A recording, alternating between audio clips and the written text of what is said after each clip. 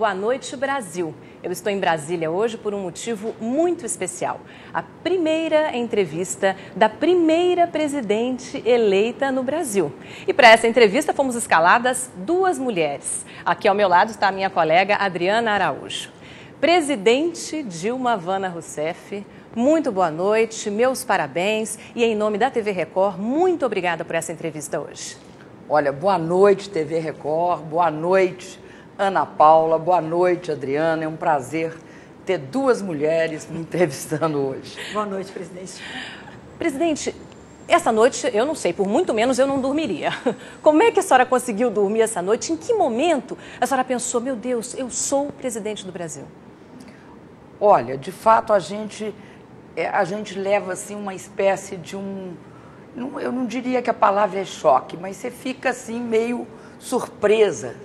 E aí, em um determinado momento, né, lá pela madrugada, perto do amanhecer, eu acordei e falei, eu sou presidente do Brasil. Caiu a ficha. Aí não dormiu mais, né? Daí você tem aquele sono, sabe aquele leve, né? Mas você fica pensando isso ao longo da noite. É verdade que é um grande impacto, porque é uma missão muito importante. E quando é uma missão muito importante, né, e algo que, sem sombra de dúvida, para uma pessoa, para uma mulher no Brasil, é uma missão desafiadora, mas, ao mesmo tempo, é a sua oportunidade de cuidar do povo brasileiro. Então, tem esses dois lados. Presidente, ontem eu acompanhei o primeiro discurso da senhora depois de eleita e houve um momento em que a senhora se emocionou muito, a voz ficou embargada, todos acharam que a senhora choraria, quando falou do presidente Lula, quando agradeceu ao presidente. Se despedir do presidente Lula vai ser o momento mais difícil da transição? E como vai ser exatamente essa participação do Lula no seu governo, já que a senhora disse que vai estar sempre batendo as portas dele? Olha, Adriana, eu acho que você conseguiu captar bem essa situação. É, de fato, um momento assim, muito emocionante. Ontem, eu não fiquei só com a voz embargada, não. Eu não solucei, mas eu chorei. A gente chora, às vezes, para dentro e um pouco para fora. Eu chorei para os dois lados ontem. Eu acredito que vai ser um momento, ao mesmo tempo, um momento alegre e um momento triste. Porque os grandes momentos têm essa capacidade de misturar dois sentimentos, e dois sentimentos fortes. Né? Eu vou ficar muito alegre por estar assumindo a presidência do país, mas, ao mesmo tempo, muito triste, porque é a despedida do presidente Lula, com quem eu tive um desafio imenso e eu acho, muitas realizações.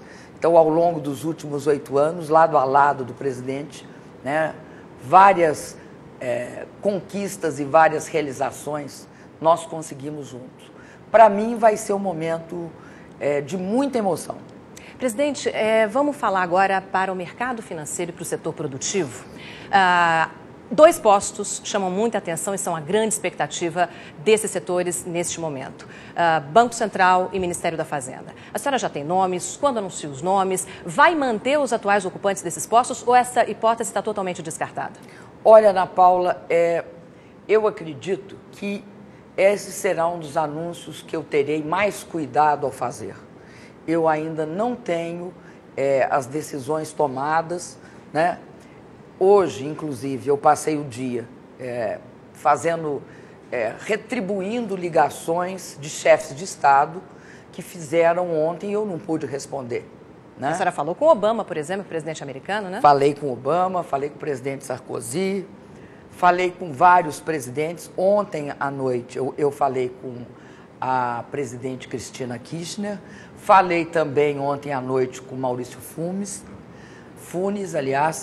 e também hoje falei com Calderón, presidente do México, falei com o Piñera, presidente do Chile, com o Santos, presidente da Colômbia e vários outros. E todos eles também devem estar muito curiosos com relação à área econômica. Estão curiosos. Eu não sei, eles não externaram isso porque é o primeiro dia depois da eleição. Agora, eu te garanto o seguinte, eu garanto a você que uma coisa é certa.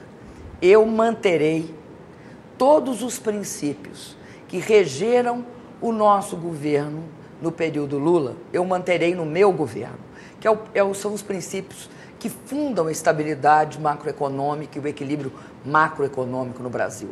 Nós não brincaremos com a inflação.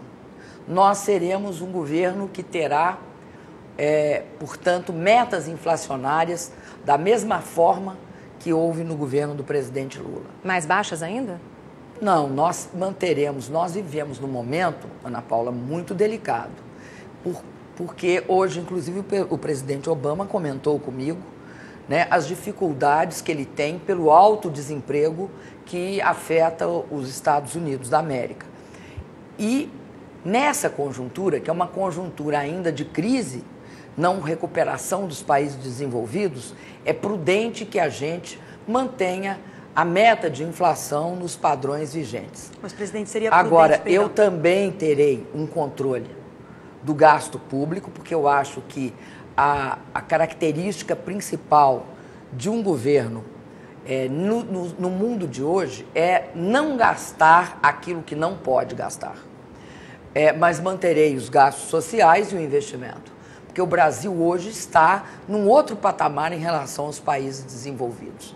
E terei a mesma política criteriosa, né, em relação à dívida pública e à taxa de juros. E, no que se refere ao câmbio, eu acho que o princípio hoje no mundo é do câmbio flutuante. Livre. A senhora Agora, vai manter? Nós não vamos deixar de acompanhar com rigor todo esse processo de guerra cambial e de política de desvalorização de moeda que está havendo no mundo. Opa, então pode ter mudança cambial? Não, não é isso. O que está acontecendo hoje, e há uma, vamos dizer, essa reunião do G20, dia 11 e 12, ela vai deixar isso cada vez mais claro, eu pelo menos espero. É que não é possível que ocorra aquele tipo de política que ocorreu na década de 30 e que se caracteriza pela desvalorização competitiva.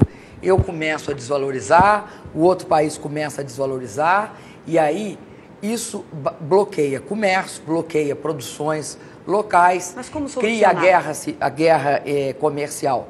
Eu acho que um dos fatores que soluciona isso é a gente ter, de fato, na relação multilateral, a capacidade de instituições fortes para coibir e tem de forçar certos países a manter as moedas não desvalorizadas abaixo do real, mas não é do real moeda, da realidade, mas manter uma política, né, eu diria assim, não fazer aquela política pragmática que é só favorável ao seu próprio país.